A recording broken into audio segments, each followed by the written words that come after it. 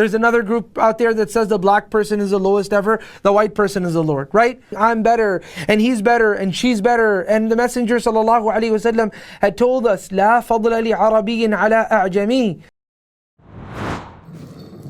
When people have a great civilization, they live in a country or a place or an area or a continent which happens to have the upper hand in civilization during that era, they think they become full of themselves. They think, we're from here. Wow, we've got this nationality. We happen to be from this country. We happen to be from this ethnicity. We happen to be from this particular color, and so on and so forth. Allah says, I was the one who created you, and the ingredient that was used to create you was the same. Man and woman, male and female, Adam and Eve. That's all it was. إِنَّا خَلَقْنَاكُم مِّن ذَكَرٍ وَأُنثَى وَجَعَلْنَاكُمْ شُعُوبًا وَقَبَائِلَ لِتَعَارَفُوا. And the reason why all of this has happened was because of what? The reason why all this occurred was because of ta'aruf, so that you may get to know one another. You may get to know each other. Okay?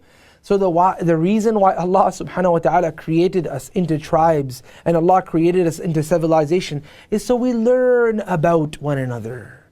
The process that we should be undertaking is a process of learning and not the process of fighting and quarreling and bickering and saying I'm better and he's better and she's better. And the Messenger ﷺ had told us, لا فضل لعربي على أعجمي.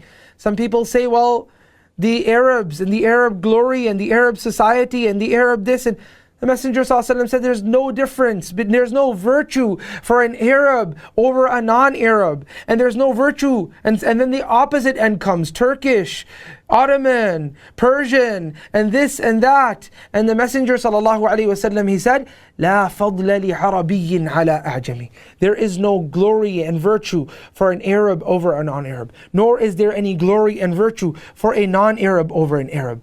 And the Messenger continued, and he said, there is no glory for a person that is dark-skinned than over a person who is light-skinned, and a person who is light-skinned over a person who is dark-skinned. Right now there's groups out there that say the black person is Lord. There's another group out there that says the black person is the lowest ever, the white person is the Lord, right?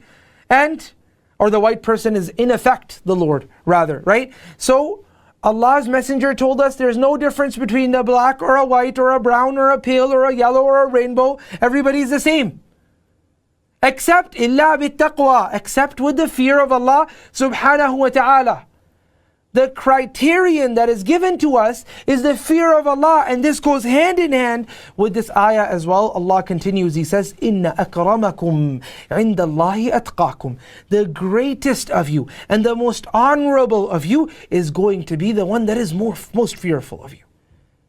So when you start to because of the ego that we have developed within ourselves, we happen to be from this tribe and this country and our culture and our way and our manner and our, right?